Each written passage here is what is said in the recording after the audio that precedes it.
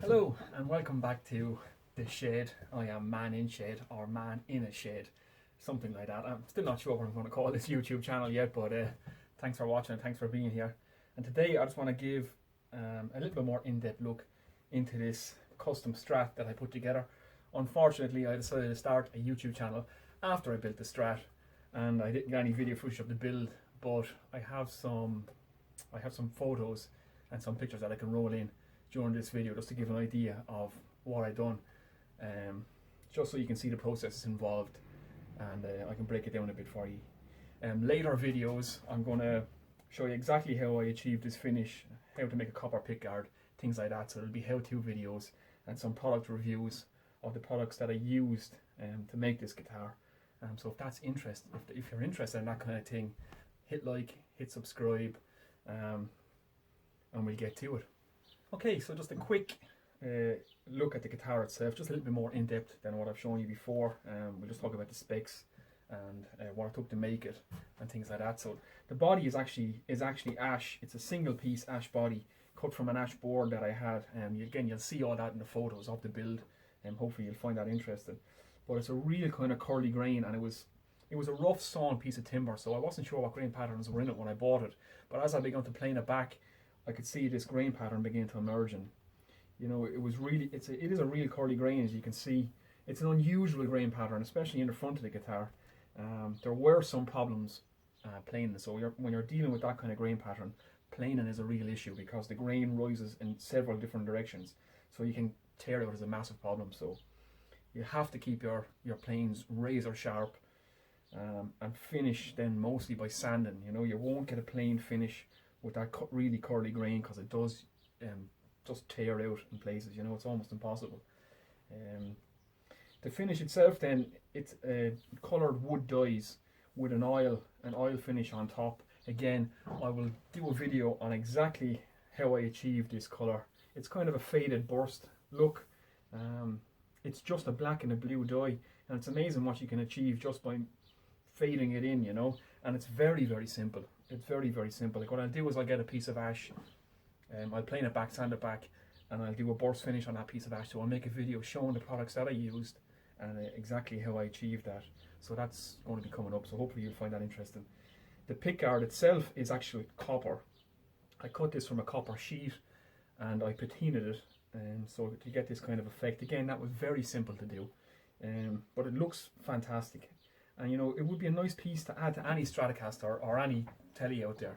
It's very simple. So again, I will do a video in upcoming videos on exactly how to make one of these. We might even stick one on a Telecaster next time, just to show you. Very few hand tools. You just need a snips and a couple of files, and you can build one of these no problem yourself. So we'll do that too. So just looking at the electronics in the guitar then, there's a couple of different things that you would have from your standard Strat. So just for those of you may or may not know, in a standard Strat, you have a 5-way switch. So in position 1, it's the bridge pickup. Position 2, it's a combination of bridge and middle. Position 3 then is the middle pickup. 4 is a combination of the middle and the neck pickup. And then obviously position 5 then is just a neck pickup on its own. So it's not actually possible in a standard Strat to have your bridge and your neck pickup on at the same time, or have all 3 pickups on at the same time. So just to get around that problem, I put a push-pull pot in the volume pot, which it's really just a contact on your volume pot. So you can switch on the neck pickup at any stage. So you can have the bridge and the neck on, or you can have all 3 pickups on together. It's just a nice little an extra tonal thing that you can get out of a Strat type guitar that's not on a standard Strat, and it actually sounds pretty good when you have the bridge and the neck on together, or all 3. It's a different tone that you get from a Strat, It also has a treble bleed circuit. So again, that's very basic. It's just a capacitor and resistor in parallel on your volume pot. And when you roll off the volume, you don't lose that top end. That it can kind of get muddy sometimes when you back off your volume on a guitar. So that kind of helps with that. Again, I'll do a video on all that, and I'll show you exactly how you can do that yourself. Again, it's just very basic stuff. If you can use a soldering iron, you can do all this. It's not really complicated, trust me. And again, like I say, videos will be coming up on all this. The pickups, they are from Knuckle. They're the True Grit, the Bootcamp True Grits. They're a kind of a They're a medium to high output pickup. They're a modernly voiced pickup. So they're more towards the kind of hard rock, I suppose. Rock, hard rock, bluesy kind of, heavy kind of blues. That's the kind of music I kind of like. They're kind of getting towards the metal end of things, I suppose, but not quite there.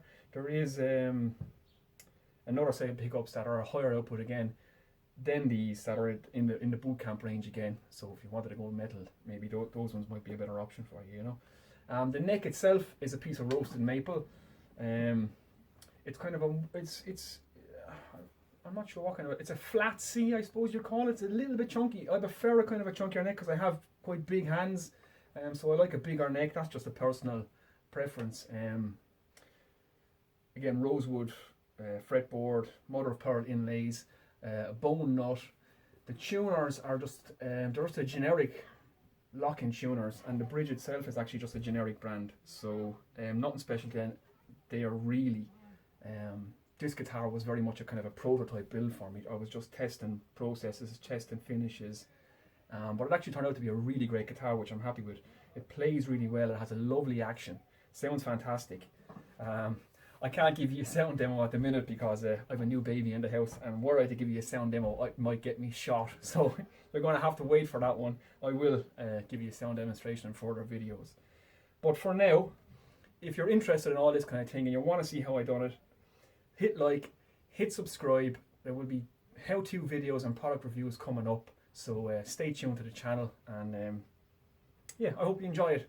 I am Man in Shed signing off. This is my custom strap build, and we'll have many more coming up. So stay tuned. Thank you.